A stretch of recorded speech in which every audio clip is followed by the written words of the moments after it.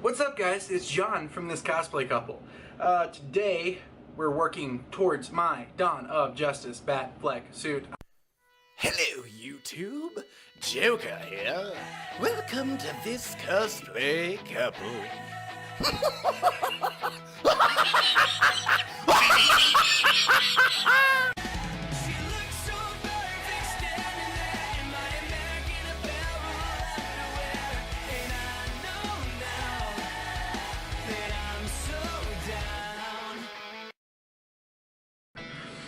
So, starting off, probably the most important part is picking your fabric.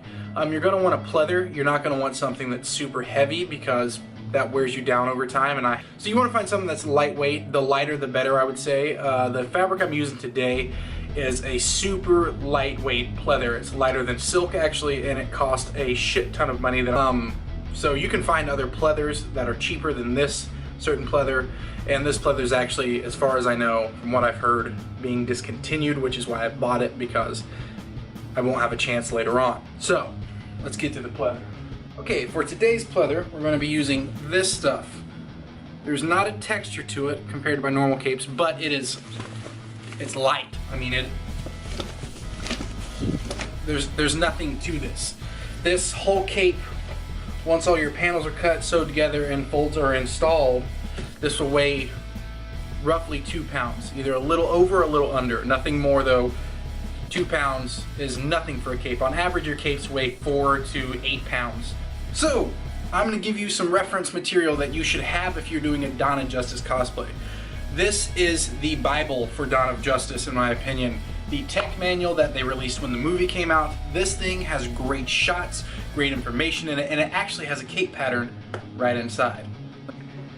So, this is a great pattern to go off of. This is not the pattern I'm going to be using today. This is close to a pattern I'm using, but mine is heavily modified to accommodate for the folds and accommodate for other things that I wanted in my cape versus what they used in the movie. So, that's what we're doing today.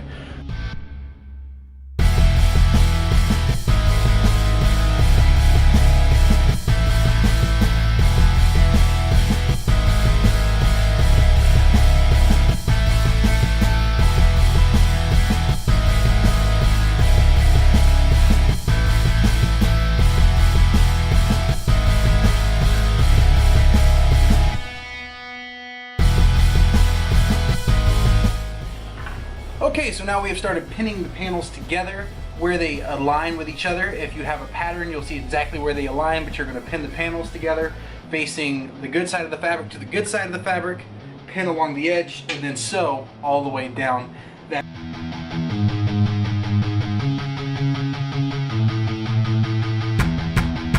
And now we remove all these pins and we'll take a look at how this looks. So there is one set of panels sewed together. When it opens up, it looks like that. So to sew these, or to pin these, you're going to want to take your two panels and lay the side that you want facing out together. So we have the good shiny side to the good shiny side. Fold that over, line these up. We'll start at the bottom and pin all the way up.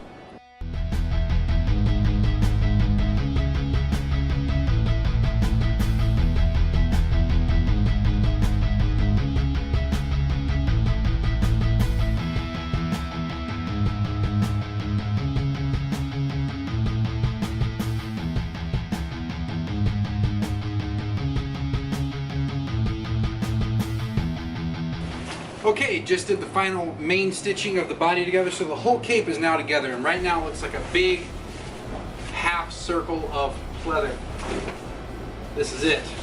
So now, I'm going to go ahead and hem up this neckline because it looks a little crazy funky right now.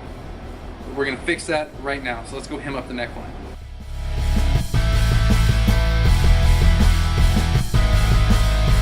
So for the neck closure, I used to do a Velcro, so I've switched over to elastic.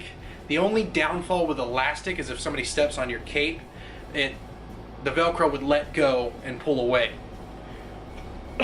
With the elastic, you don't have that option, but I don't make my capes to drag on the ground.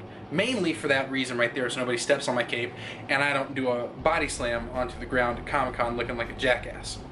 So That's a big tip. Don't let your capes drag on the ground. It's not worth it. It may look cool, but when somebody steps on that cape one time and takes you down, no good. Also avoid any sort of clasp, metal, any type of different closure around your neck. You want something soft.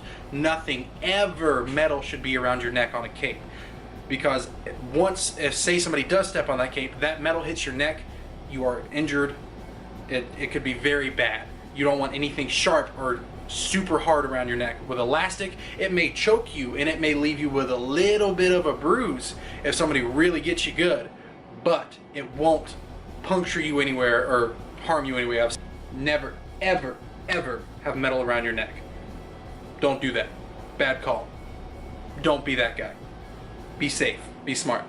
Let's get to sewing.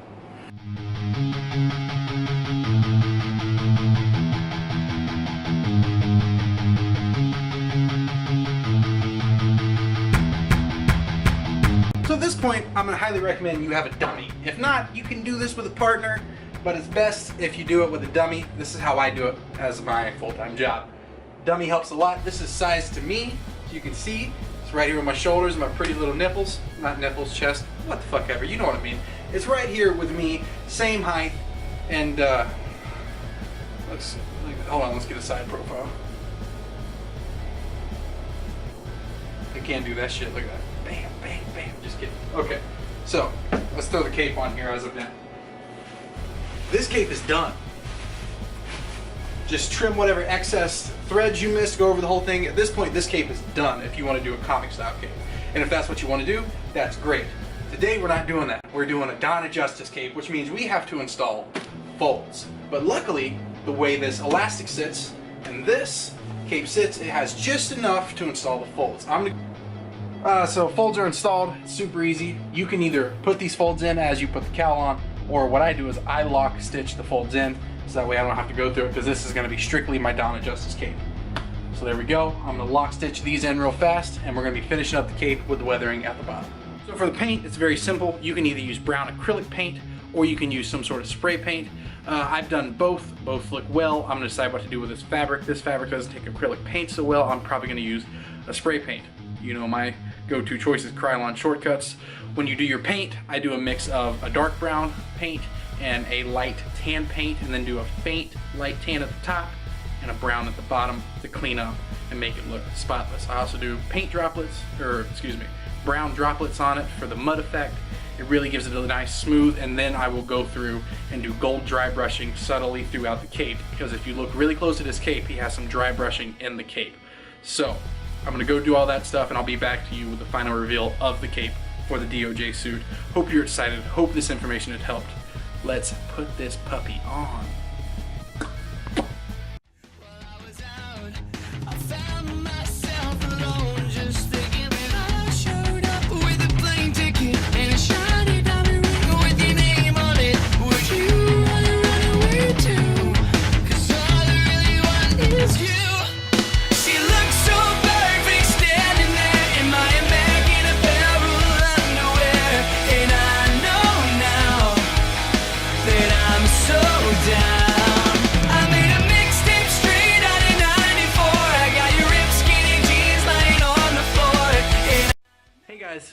So I'm filming this outro a few days after I filmed the video.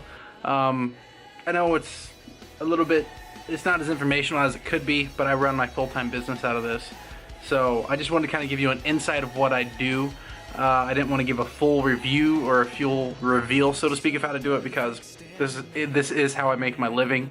So if you are interested in a cape, I'd like to say shoot me an email or at thiscosplaycouple@gmail.com, or Facebook message me, and I'll be more than happy to assess out any questions you have.